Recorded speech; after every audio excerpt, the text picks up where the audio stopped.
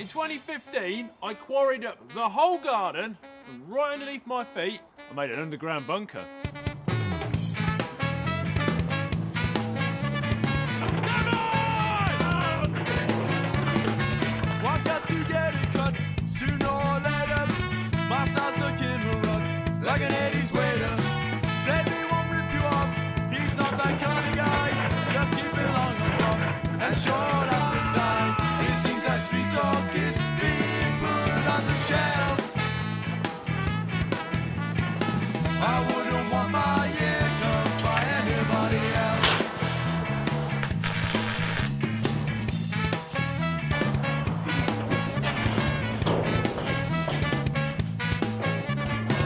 It's gonna take an inch like a personal trainer. Just you don't ever flinch, or you be an operator. You know that Bill and Dave, man, they're always fine. Street talk is going nowhere, stuck on the borderline. It seems that street talk is being put on the shelf. I wouldn't want my ear cut by anybody else. We all make mistakes, especially each other. Another dogma is gonna hold Good lad. me down. You know that Bill and Dave, they're like two brothers. The sound of my head's gonna stand me up from the ground.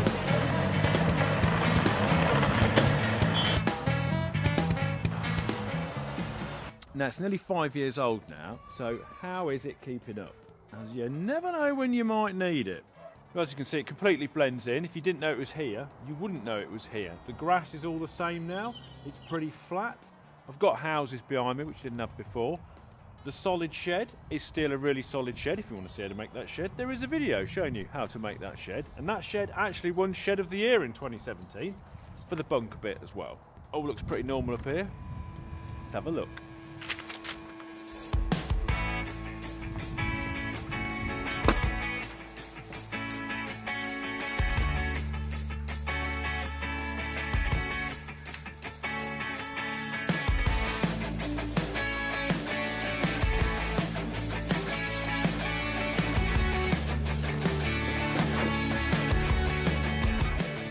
It's just as amazing as the day I built it.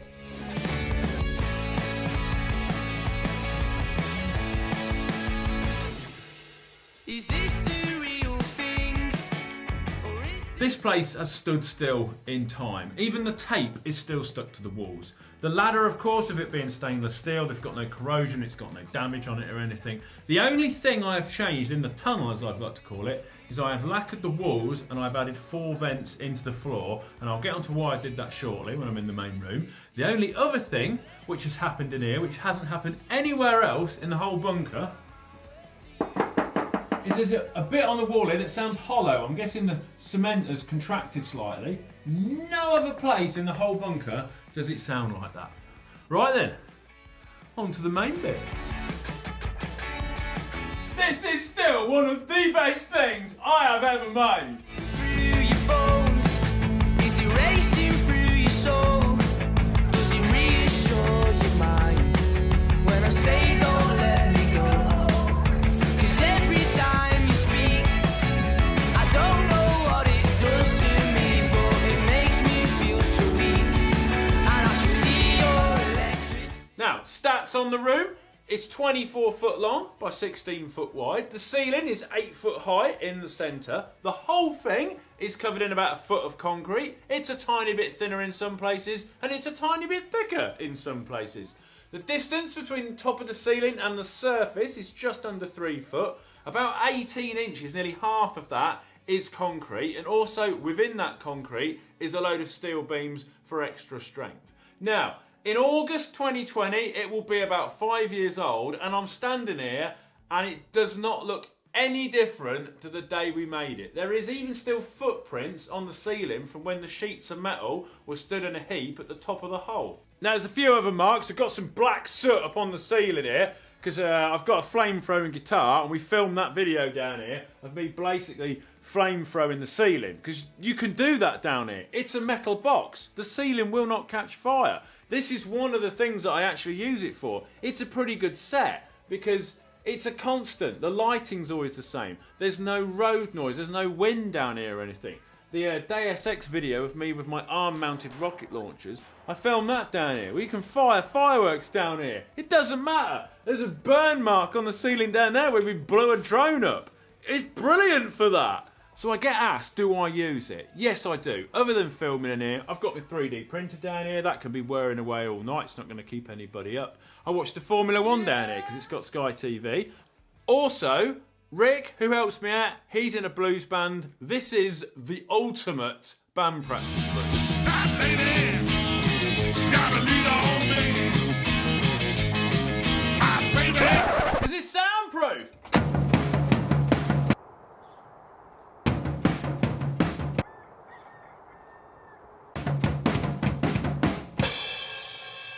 It's also where I keep a lot of my projects. We have ejector bed, thermite launcher, Assassin's Creed grappling hook, Wolverine claws, spinning belt of knives, firework rocket launcher, flamethrower guitar, multiple world records, fold-out metal shield, wrist-mounted flamethrowers, turkey cooking machine, magnetic shoes, wrist-mounted hydraulic jaws, hydraulic scissor shoes. That's a lot of cool stuff. You should probably subscribe. But what's it like as a room? Well, temperature-wise, 12 degrees all year round. Ventilation, got a high level one above the door, a low level one in this corner. Now that's got a fan in front of it, but we don't actually use that anymore. It kind of self-circulates itself, and you never come down here. It's never damp. It never stinks, never leaked. The walls haven't gone rusted. The only problem we've had is a bit of condensation in the tunnel from when the band are in here, but it turns out you solve that, A, by lacquering it, and B, by putting a duvet up, and then it stops all the hot air from going in there. Fantastic. I wouldn't make it any differently if I was to do it again. It's spot on. Size, everything, brilliant. Now, put a request out on my social media channels if you had any questions, and these were the most popular ones. Could you live in it? Have you ever slept down there? Have you got supplies? Well, yep, I've got some food, we've got water, we've got various other little bits and bobs. I've actually got some toilet rolls, but there's no toilet. I have sat down here a couple of times when we had that heat wave. Would I want to live down here? Not if I didn't have to, mainly because there's no windows. How much did it cost, and did you need planning permission for it? Yes, I did have to have planning permission. Now, I got it retrospectively, which was a bit of a risk, but also it needed building regs as well, so building control had to come and check to see if they were happy with it. And in terms of costs, I can't give you an exact number because it was a sponsored project and I'm contractually obliged not to give away those sorts of things, but you'd buy a pretty decent family saloon with it. Would it ever flood? No. I live on top of a hill, so if this place floods or fills with water, a lot of other people have drowned. Will there be any additions? Well, at some point, I'd like to extend it, put like a proper bathroom in it. But of course, I've got houses behind me now, so it's not as easy getting all the rubble out. But what I am working on right now is a gasifier, so we can run engines off wood gas. Ooh, very apocalyptic. Will it add value to your house? I don't know, I'm never going to sell it, but I was told by an estate agent I'd have to sell the bunker with the house attached to it, rather than the house with a bunker. So there we are. After 5 years, it is just as solid as the day it was built. And I encourage anyone, if you've got the space and the money, build one. It is a fantastic room to have. Especially with things like they are in the world at the moment. I'm pretty glad I've got it. Now, if I have missed anything or is anything else you want to know, stick it in the comments. I'll do my best to answer it as much as possible. But before I leave you, there is one cool thing which I've done in here, which I have got to show you. So, I've got a smoke machine, the vent's blocked up, and I'm just going to hold it on continuously. Let's wipe this place out.